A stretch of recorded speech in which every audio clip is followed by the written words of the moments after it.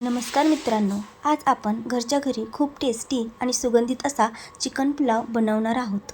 त्यासाठी सुरुवातीला अर्धा किलो चिकन घेतलेलं आहे। त्यामध्ये अर्धा चमचा हळद, चवीनुसार मीठ टाकून घेतलेलं आहे। आता त्यामध्ये आलं, लसूण, कोथिंबीरची पेस्ट टाकून हलवून घ्यायचं आहे।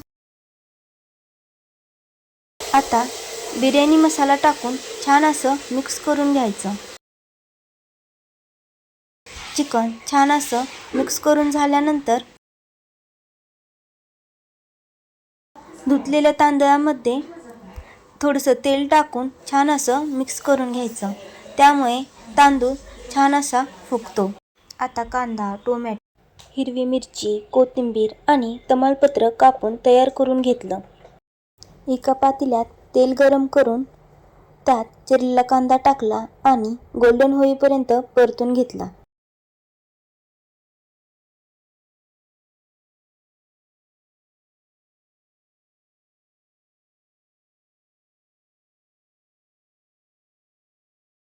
त्यानंतर टोमॅटो, मिरची आणि तमालपत्र टाकून छान असं मिक्स करून घेतलं।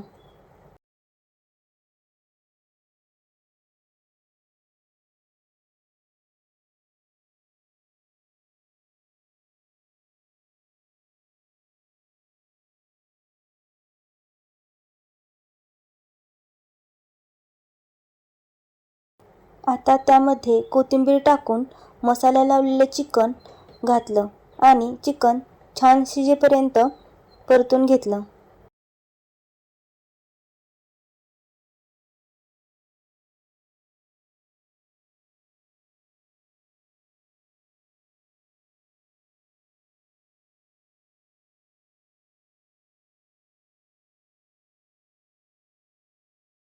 यानंतर तयार तांदूळ घालून एकजीव करून घेतलं।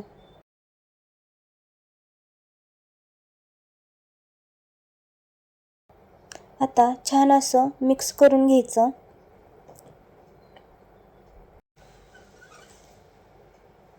मग त्यामध्ये गरम केलेलं पाणी टाकून मिक्स केलं आणि झाकून ठेवून पुलाव शिजून दिला। आणि बघा मित्रांनो, गरमागरम सुगंधित आणि मस्त असा चिकन पुलाव तयार झालेला आहे। शेवटी लाल रंग आणि कोथिंबीर टाकून सुंदर सजावट केली। तुम्हाला ही रेसिपी आवडली असेल तर लाईक करा, शेअर करा आणि सबस्क्राईब करा।